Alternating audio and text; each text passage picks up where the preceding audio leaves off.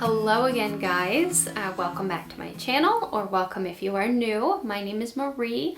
I have a 3-year-old son and we do Montessori homeschooling. And today I wanted to do kind of another sit-down, casual kind of video with you, branching off of a video I did recently, which was how I prepared myself for Montessori homeschooling. I walked step by step, all the things I thought about and considered, the research I did, what steps I took, and how I figured it all out. And I will post that in my description box below. It was a 2-part video. The second one was what I've learned so far. But I wanted to take some of the topics from the first one and kind of take them out and look at them individually so I could go into a little more depth, because I didn't go into a lot of detail in that video. It was kind of already super long as it is.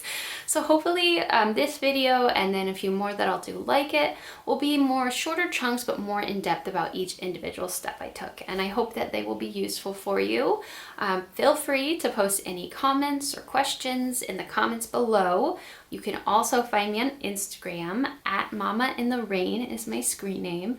Feel free to DM me or check me out there. I do also post some videos there and some information about Montessori. So today, I wanted to tackle the first part that I talked about in that video previously, which was the environment and how I chose the spot for our homeschooling materials, our kind of homeschool room, if you will.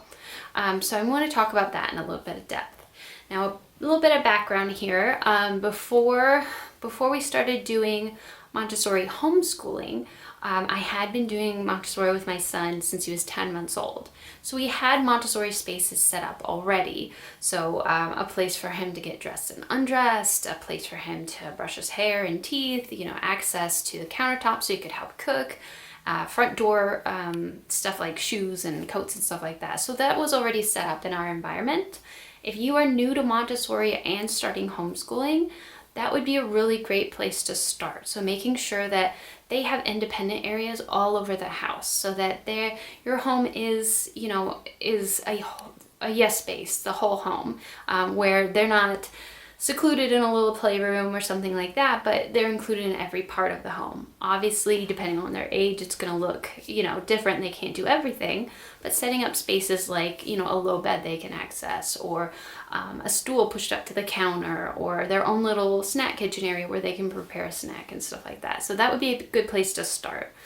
Since we were already there, I had most of his Montessori activities, or shelf work they're called, in a playroom upstairs. It's just a spare bedroom that we have, and I had all the stuff laid out on shelves there, and we would go up there every day for a while and play up there, and it worked really well when he was a toddler.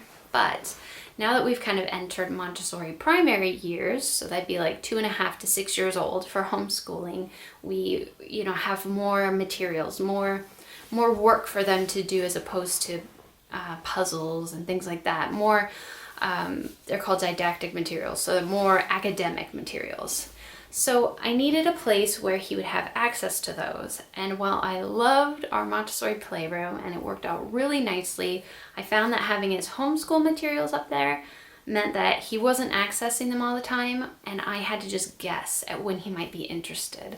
And inevitably, he was never interested when I brought us up there and thought he would be. So I decided that, the saying out of sight, out of mind really applied to his Montessori materials, and that he wasn't really engaging with them and remembering them unless I brought him up there and showed it to him. So I moved everything downstairs, and that leads me to what space I chose for our homeschool room and how I chose it. So right now, our homeschool space is in our living room.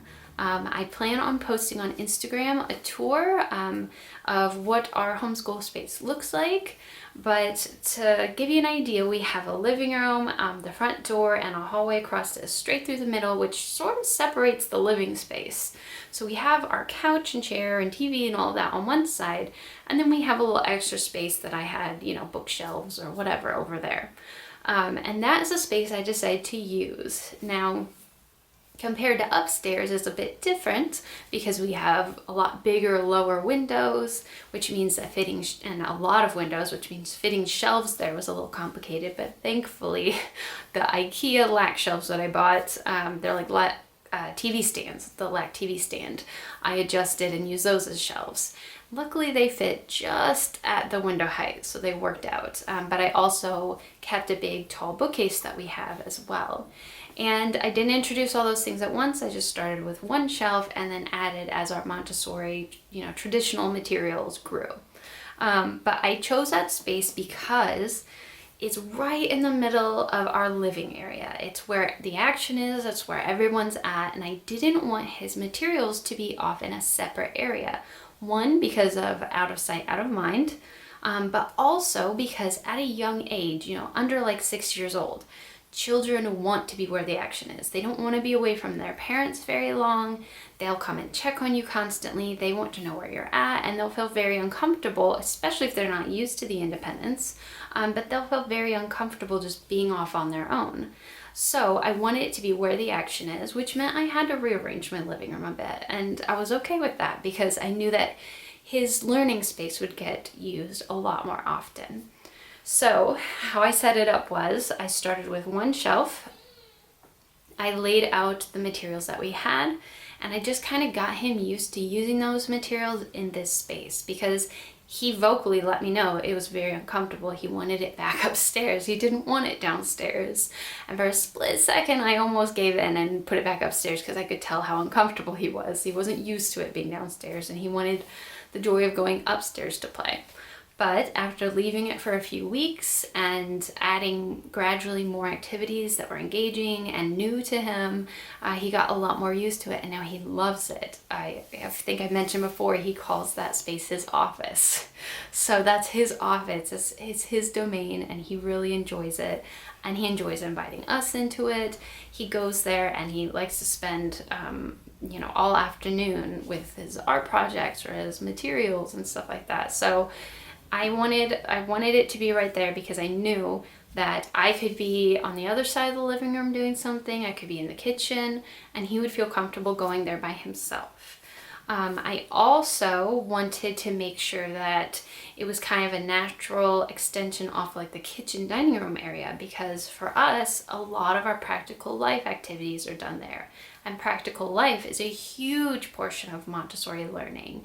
That is where all of the executive functions, things like cognitive ability and social skills and things like that are developed. So the kitchen, the dining room, I have a little snack kitchen area where he prepares his food. He can get up on his learning tower and help me in the kitchen. And it just flows really nicely, so it doesn't feel like a separated space, like learning happens here and it doesn't happen anywhere else. So that is why I chose it. I would recommend just a couple things: having your Montessori homeschool space on the same level as everything else, especially if they're really young. If they're a bit older, closer to maybe like lower elementary age, maybe you could get away with it being on a different level. But for young kids, if they don't see it, they're not going to remember it. I would make sure that it's where the action is because they don't like to be separated, and you don't want them to feel like you're banished to your learning room for a while. This is separate. Learning stays in there, not out here. You want it to feel whole. You want it to feel like learning is part of life, because that's what Montessori is education for life. Inviting your children in to be part of life, to be active participants in their life and in the household, which is obviously the beauty of homeschooling. So those are some things to keep in mind. I would also recommend considering your shelf space. What shelves do you already have that you can use, or what shelves do you plan on buying? And consider the space you have, the wall space, because you might have to play around with that. Maybe you need taller bookcases where you can use the bottom few shelves because you have less space. Or maybe you have a big open space and it would look better with a few smaller shelves to fit around the room. Consider maybe, a small table and chairs, or mats to work on and things like that. So you want to make sure that there's space to do all of that. And then lastly, I would just say, the space you have, the part of your home that you're using is yours, and just own it. It doesn't have to be picture perfect. It doesn't have to be a classroom. The goal is not to turn your home into a Montessori school. It's just to make learning part of their life. So don't feel bad if you don't have an entire section of your house that you can devote to it, or an entire basement or something like that. Just work with what you have, and at the very least, have a few shelves in different areas. If you have little pockets of space throughout your home, break it up if you have to. You know, do what you need to, do what works for your family and your child. And then always when you finish it, just observe. See how your child responds, see if there are any changes that need to be made, make sure they have independent access to everything, and then go from there. And that would be my recommendations, and that is kind of how I approached it. So definitely let me know if you have any questions. Check out my Instagram. You can see pictures of our space now, what it used to look like. And yeah, thank you so much for watching. I'll see you next time. Bye.